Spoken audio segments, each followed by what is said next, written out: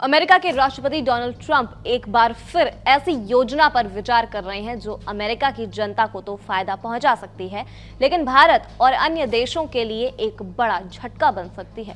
सोचिए, अगर अमेरिका विदेशी सामानों पर भारी टैक्स यानी टैरिफ लगाएं और उससे हुई कमाई को अपनी जनता में बांटने लगें, तो इसका सीधा मतलब ये होगा कि बाकी देशों को अमेरिकी बाजार में सामान बेचना और महंगा पड़ सकता है। बात भारत की करें तो ट्रंप प्रशासन ने 25% का भारी टैरिफ लगाने का फैसला किया है।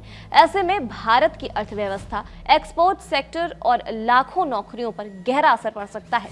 ये कोई साधारण टैक्स नहीं है, बल्कि एक आर्थिक हथियार बन सकता है जो अमेरिका की राजनीति के साथ साथ भारत की जेब पर भी सीधा हमला कर सकता है।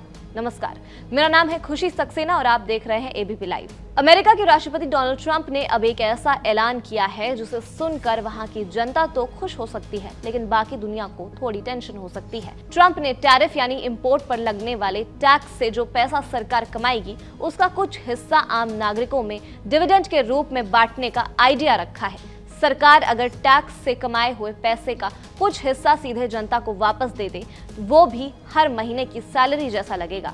वैसे ये स्कीम अभी सिर्फ विचारों में है। ट्रंप ने इस पर कोई पक्की योजना नहीं बताई है, लेकिन चर्चा बहुत जोरों पर है। अब बात करते हैं टैरिफ की, तो ट्रंप ने जिन देशों पर इंपोर्ट टैक्स बढ़ाया है उसमें भारत का नाम भी शामिल है। अमेरिका ने भारत से आने वाले सामान पर 25% टैक्स लगाने का फैसला किया है, जो 7 अगस्त से लागू हो सकता है। इतना ही नहीं, यूरोपियन यूनियन और ब्रिटेन पर 15%, जापान पर 10%, साउथ कोरिया पर 5%, ताइवान पर 20%, कनाडा पर 35%, ब्राजील पर 50% और स्विट्जरलैंड पर 39% का टैरिफ लगाया है। अगर सबसे ज्यादा टैरिफ की बात करें तो सीरिया टॉप पर है, 41%। उसके बाद लाओस और म्यांमार पर 40% और इराक और सर्बिया पर 35% टैक्स ठोका गया है। ट्रंप ने इस टैरिफ को लागू करने के लिए एक एग्जीक्यूटिव ऑर्डर पर साइन कर दिए हैं, जो 69 देशों के सामान पर लागू होगा।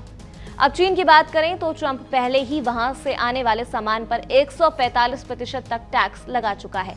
बाद में अमेरिका और चीन के बीच बातचीत हुई और टैरिफ को कम करने पर सहमति भी बनी, लेकिन अभी तक कोई फाइनल डील नहीं हुई है। अमेरिका के फाइनेंस मिनिस्टर स्कॉट बेसेंट ने कहा कि बातचीत आगे बढ़ रही है और जल्दी ही कोई नया व्यापार समझौता हो सकता है। तो अब देखना यह होगा कि ट्रंप की ये नई डिविडेंड स्कीम सिर्फ चुनावी जुमला है या वाकई में अमेरिकी जनता को कुछ सीधा फायदा मिलने वाला है। और भारत और अन्य देशों के लिए ये टैरिफ कितना भारी पड़ेगा, ये आने वाले वक्त में साफ होगा। इस खबर पर आपकी क्या राय, हमें कमेंट सेक्शन में जरूर बताएं और देखते रहें हमारा चैनल एबीपी लाइव।